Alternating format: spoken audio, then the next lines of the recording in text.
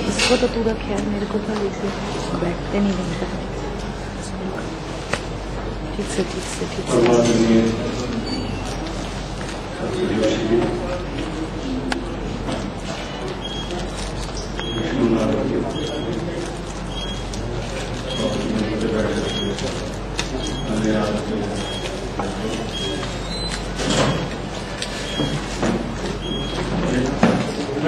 एक मिनट बैठ जाइए।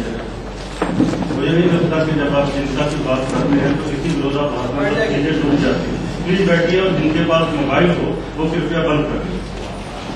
मोबाइल और इलेक्ट्रॉनिक जिसकी हम बात करने वाले हैं, यही विरोधाभास में जीते जीते हमने तमाम जिंदगी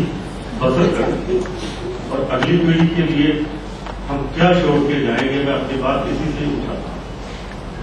मुद्दा ये है कि इलेक्ट्रॉनिक मीडिया, जिसको आज बेहद शक्तिशाली मीडिया का नाम दिया जाता है, जो जनमत संग्रह के लिए पूरे विश्व में जिसका बदल शायद कोई अभी शक्तिशाली, जिसको आप कहते हो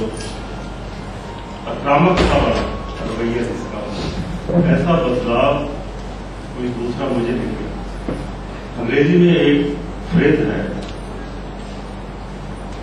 टायरनिंग अगेंस्ट ट्राइजम, के आक्रामकता के विरुद्ध, जड़ों के विरुद्ध आक्रामकता। इसका सीधा अर्थ यह है कि इलेक्ट्रॉनिक मीडिया का जो दिशा बोध है वो आपके अंदर की आक्रामकता की शक्ति को टायरनिंग किस तरह से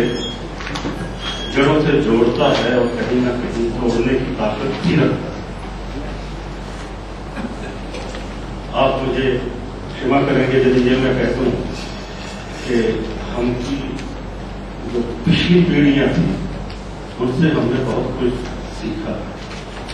और यदि मैं ये कह दूं कि उनसे हमने विरासत में बहुत कुछ खोया है, तो मेरे से अगली पीढ़ी की जिसकी मैं बात करने जा रहा हूं, जो नेट की जनरेशन,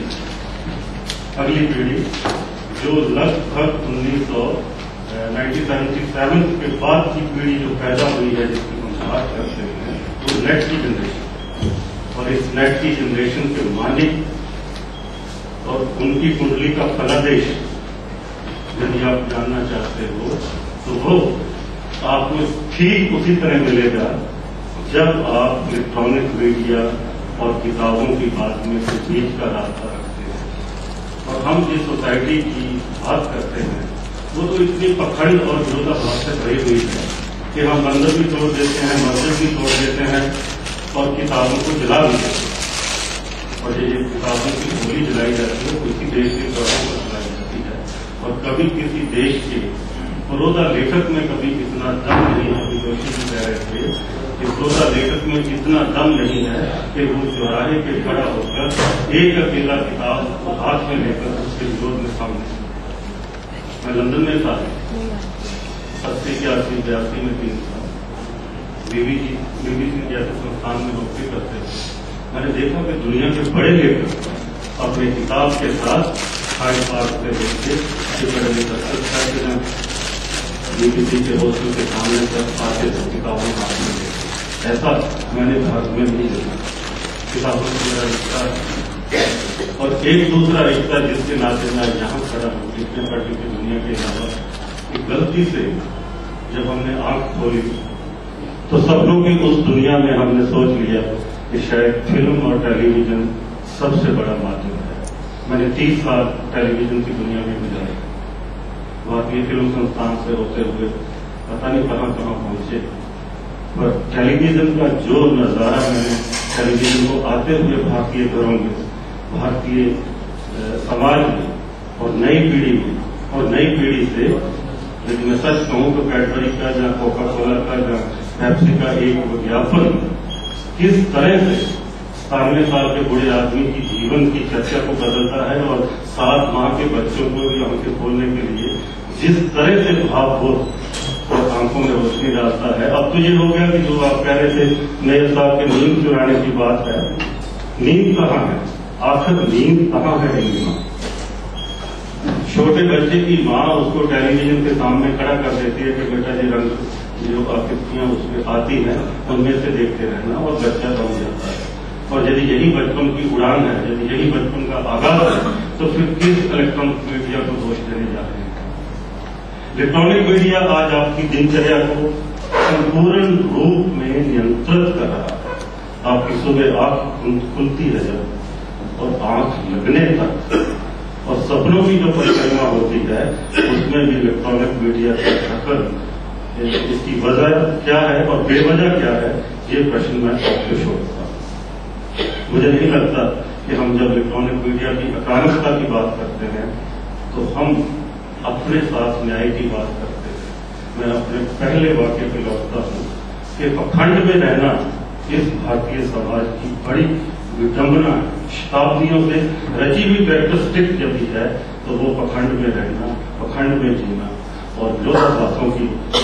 नियमों को इमारतों के साथ बनाते रहना, ये एक समाज का हिस्सा बन गया है जिसको तोड़ने की यदि जरूरत है। तो आइए इसी इलेक्ट्रॉनिक मीडिया को रचनात्मक पुल के माध्यम से नई दुनिया को बनाने के लिए, एक अच्छे भविष्य को बनाने के लिए, नई नस्ल के लिए एक शांति से भरा हुआ, सुकून से भरा हुआ, आंखों को सपने की मानव देखने वाली वो जो मन है, उड़ान से, महक से, खुशबू से, खूबसूरती से भरे हुए मन की दुनिया बसाने के लिए इस मीडिया का योगदान हो सकता है। अभी नंद कुमार जी कह रहे थे, इन्होंने हिस्ट्री चैनल देखा और इनको कुछ नहीं लगा कि 20 मिनट में वो क्या देना चाहते हैं। ये बात सही हो सकती है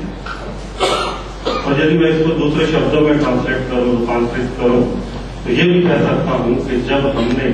इस तरह के शोध, इस तरह की बातें कही थी तो मेरे पर भी ये इल्जाम लगा था कि इस तरह की टिप्पणियां,